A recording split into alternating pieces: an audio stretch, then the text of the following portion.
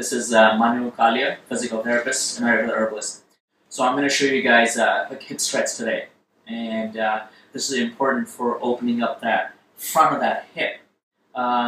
Since most of us sit so much, I find that a lot of people, and especially a lot of my patients, they tend to be very tight through that anterior or front of that hip region.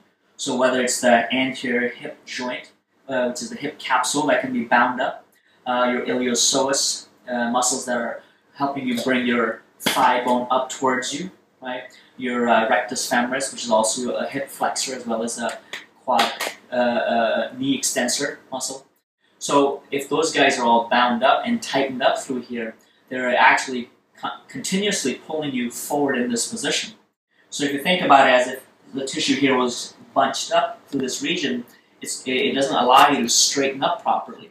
Okay, so not only is that bad for a lot of low back related issues, it can cause a lot of hip related problems, and for that matter, knee or anywhere up and down the chain. Okay, so we want to work at stretching and opening up that tissue, not just for day-to-day activities such as walking, but also for athletic activities, running, and other sports. So definitely for performance and being good at things such as running, you really want to work at opening up that anterior structures. Okay, so this is how we're going to do the stretch, and we're going to do it in a way so that we also target at protecting our low back too.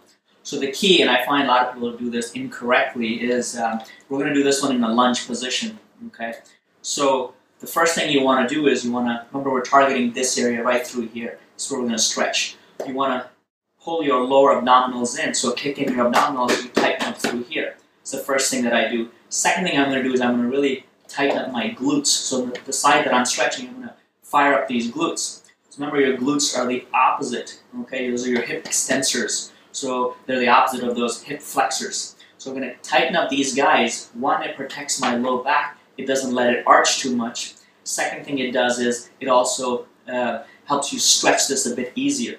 So once I got these two guys tightened up, now what I can do is I can work at shifting my weight forward a little bit. So all I do is a weight shift onto the front leg. So I'm just going to lean forward without, again, arching my low back. So I already start feeling the stretch right about there. So I'm getting it right through this region, probably a little bit further down through here too. Now if I want to start targeting things a little bit more, I'm going to bring my arm up. So I open up this whole side from here. Okay, I still maintain that, keeping these guys, my glutes tight through here. And now I can work at doing a little bit of a side bend, right? And I can bring my chest up a little bit without arching at my low back though. So now I'm really getting that stretch, okay, in the front of my hip.